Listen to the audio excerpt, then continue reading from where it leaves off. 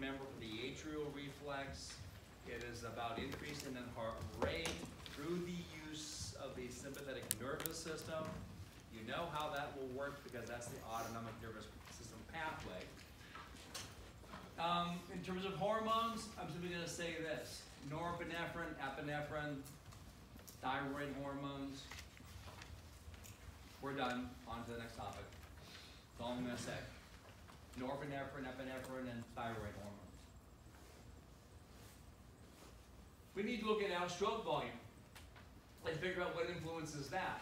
Because I can see a nice little equation that stroke volume is equal to EDV minus whatever the hell that is, right? So let's look at how these things come to play. So some vocabulary, some term definitions. Look at the very top of the slide. It's a simple little math equation, right? CO equals HR times SV. Let's break down these variables. CO is cardiac output. The amount of blood pumped out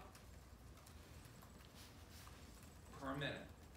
The amount of blood pumped out of the heart in 1 minute. Or you can use the word ejected if you like. So cardiac output is the amount of blood pumped in 1 minute. Then HR, not human resources. HR is heart rate. It's the number of beats per minute. So HR is the number of beats per minute.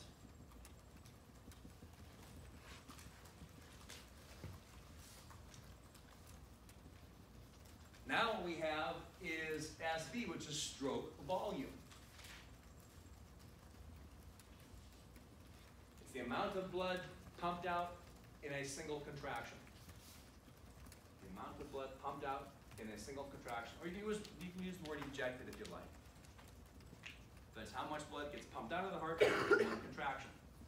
And we're usually always referring to the left ventricle with all of this. But each chamber has their own versions or shares of these. Now we have EDV. End diastolic volume. End diastolic volume. All right, great, I can memorize the letter. What does that mean? It's the amount of blood at the end of a contraction. The amount of blood at the end of a contraction. Shouldn't that be when it's maximally full at the beginning of The amount of blood at the end of a contraction. The amount of blood at the end of a contraction. ESV, right? End systolic volume. The amount of blood at the end. Wait, I'm sorry, wait. Well, there's two ways to think about it. I'm thinking about it the other way. So what I'd have you guys write down is the amount of blood at the end of a contraction, right? Mm-hmm. All right. This should be the amount of blood at the end of relaxation. So trying to listen to them didn't work for me. Okay? The amount of blood at the end of relaxation. You'll see why I got confused in a second. So EDV, make sure we're on the right page. EDV is end diastolic volume, the amount of blood at the end of relaxation. That's why it's easy to get this screwed up sometimes. And ESV is the amount of blood at the end of a contraction. So ESV is the amount of blood at the end of a contraction.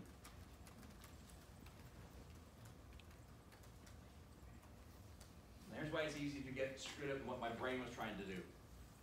EDV, it is the end diastolic volume. It's the amount at the end of relaxation, but it's also what you have at the beginning of the contraction. It's a circular pathway. So you refer to it as either two ways. But now we're doing the literal definition of these terms. By the time we're done tonight, you can see how both refer to one or the other. So literally, end diastolic, the amount of blood at the end of relaxation. ESV is the amount of blood at the end of a contraction. If you know that stroke volume is the amount of blood per contraction, then I can use the equation that my stroke volume is equal to, right, the amount of blood at the beginning of a contraction minus the amount of blood that's left over. And we're going to see how we can see this full circle. Let's go break these down one at a time. All right, let's look at that stroke volume issue. SV equals EDV minus ESV. And you have that one little graph in your lab notes that, thank you nurses, looks like this, right? Right, look familiar? And it said 65 here, and it said 135 here. Right there it says EDV. And right here, it says ESV. What is the value of ESV? It's 65. What's the value of EDV? It's 135. So if you guys take EDV, which equals 135, and subtract ESV from it, subtract 65 from it, what's 135 minus 65? That's 70. That's your stroke volume. That's the amount of blood pumped out per contraction.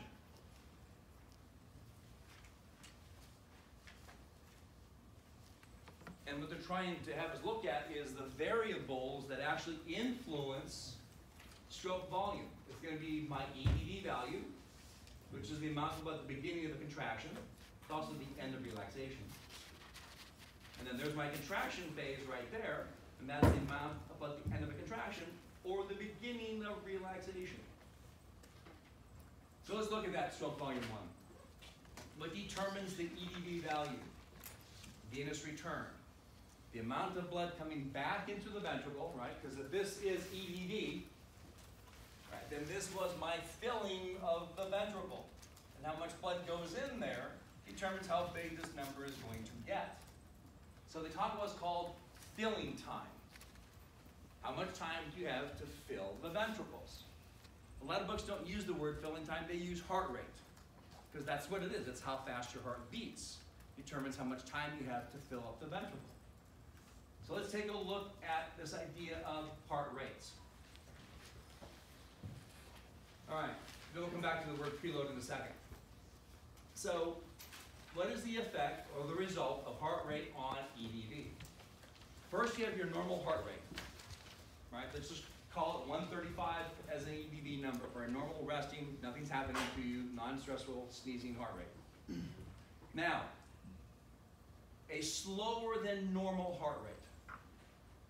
Picture it as maybe an assembly line in a factory. So here is my beer dispenser, here's my conveyor belt, and here's the bottle to be filled. If I allow my beer bottle to spend more time under the dispenser, can I put more beer in my bottle? Yeah, right? It's that simple, right? The slower the heart rate, the more time for filling, the more blood you will get in that structure.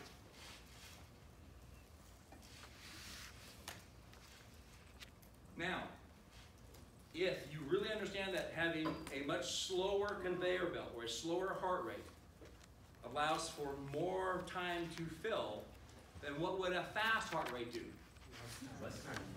Right? You're going to get like a teaspoon of beer in here, right?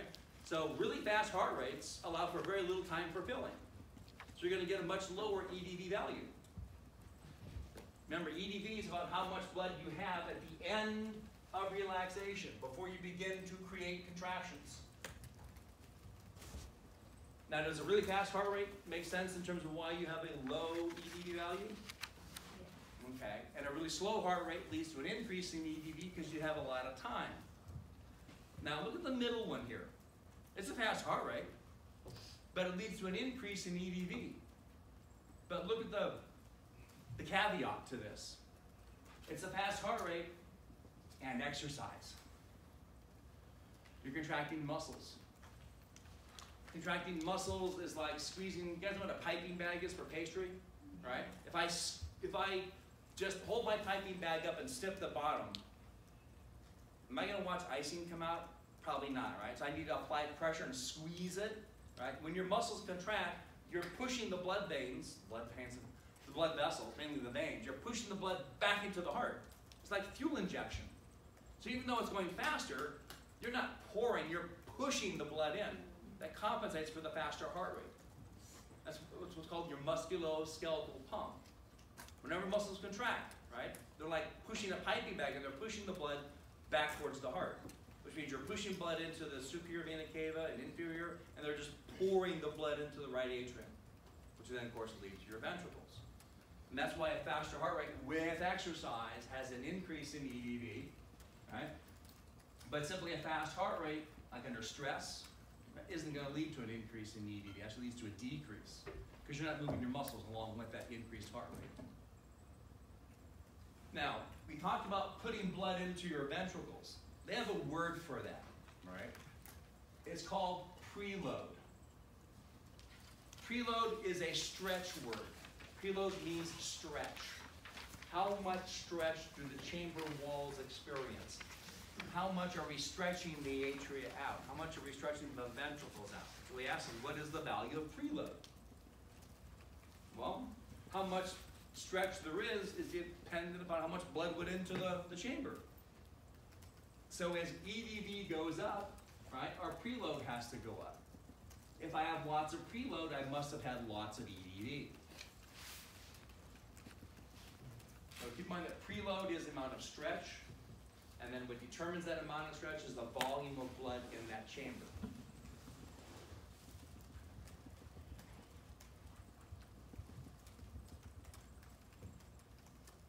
Now let's look at this next one. We're going to try and tie some things together.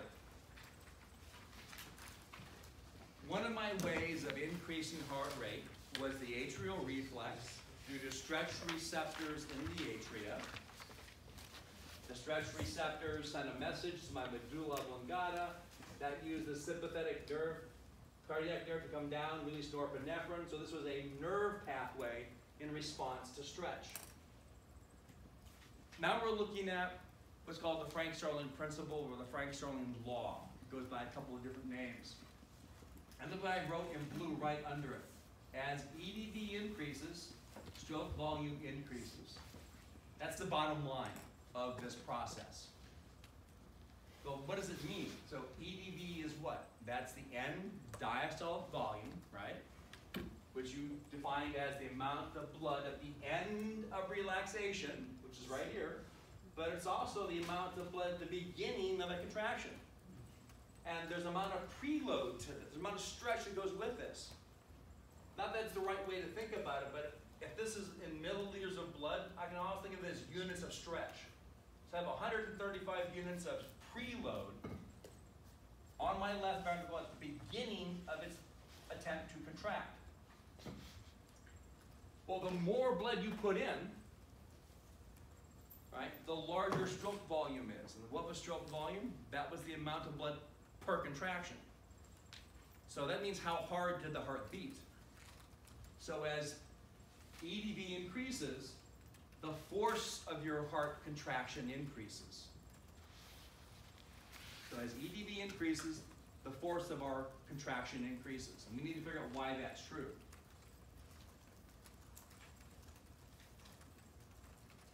So what I wrote up here was a little heads up about how to think about physiology. Why does this happen? In other words, what is the reason for it? Not the benefit. I want the rules of physiology, the rules of chemistry, the rules of physics. So in other words, A is going to cause B, B is going to cause C, C is going to cause D, and yada, yada, yada. So let's make A the amount of EDV. And then EDV leads to stretch, leads to preload. So if EDV increases, preload increases. But now we got to look at it in a different context. You got to go back to 241 and think about your muscle length tension relationship. The length of a muscle and its ability to produce tension. That little Aztec-shaped graph that you guys looked at least in my class for 241. And it was something a little bit like this. We had a short muscle, a longer muscle, the same cell getting longer. We had tension on this side of the y-axis, and it basically kind of looked somewhat like this. And then we had an optimum range right down the middle. So that I tried to teach you guys that if I read this properly, and this is force or tension, that as my muscle length increases, that this is a very inaccurate statement. As my muscle length increases, my ability to generate force increases. That's not true. It's true up to here. All right? As the muscle's getting longer, I'm making more force. But then as the muscle continues to get longer here, I get no increase in force. It's a flat line. Then if I continue to make the muscle even longer, my ability to create force actually gets worse and worse and worse. That shakes some cobwebs? Do you guys remember why that was true? Overlap of what? The actin and myosin fibers. So think about the length of a sarcomere, right? And the overlap between thick and thin filaments. In this scenario right here, myosin and actin, I've got no overlap. I can't create any force. A little bit of overlap, that means some of my tug-of-war team members can grab the rope and pull. But the more overlap, the more force you can create. It's because there's more myosin heads next to actin. More myosin heads next to actin, I can make more force. Well, the idea behind the Frank-Starling principle is this. As EDV increases, preload increases. Preload is stretch.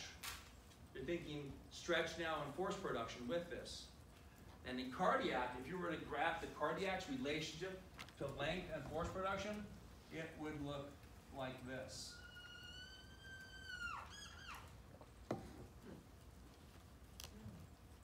Because it is already so substandard.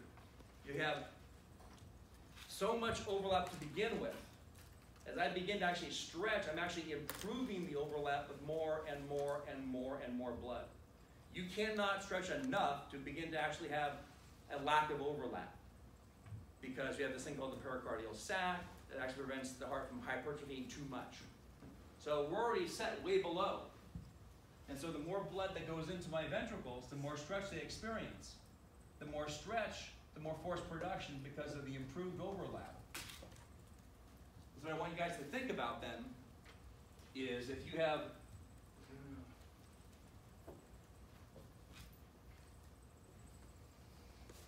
if you get an increase in EDV, what happens to preload? It's going to go up. Awesome. At least an increase in preload. I'm running out of color here.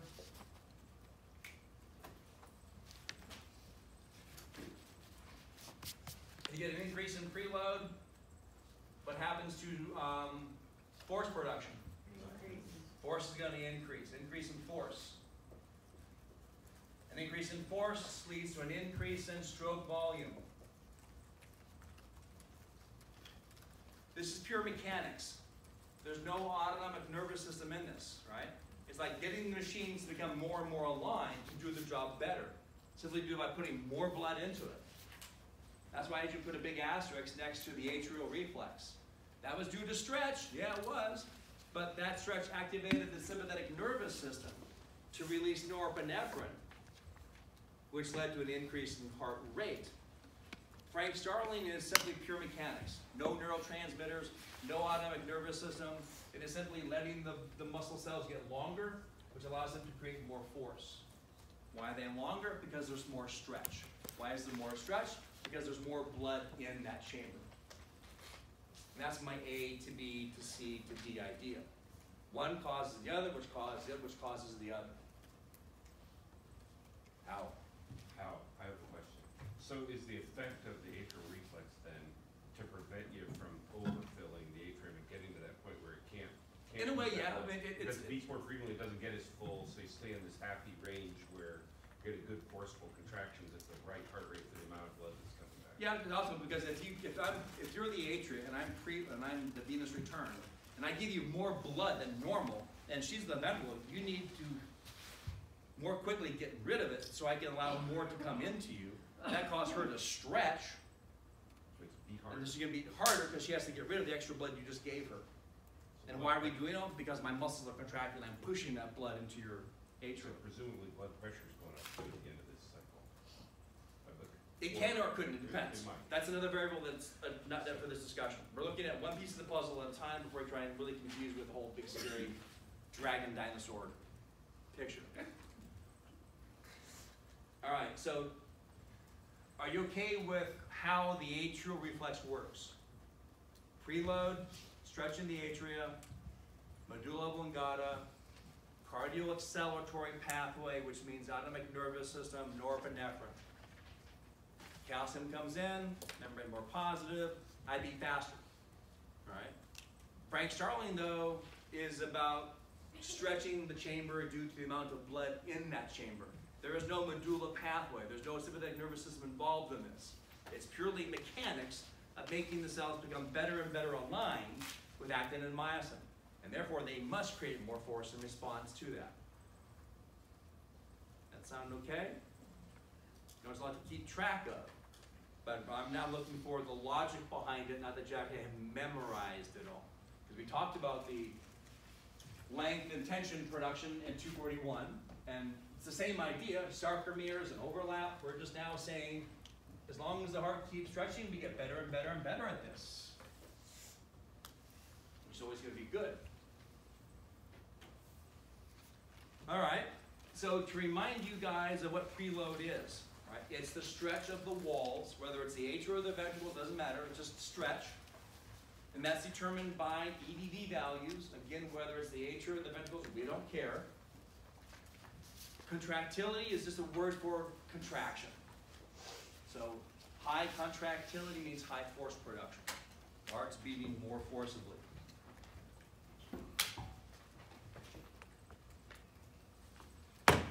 Now, we're going to do another 5-minute break because this tends to be a tripping point. So 5 minutes, cool air, legal drugs. Come back and make sure that if you do have any questions about that Frank Starling, right, or the atrial reflex,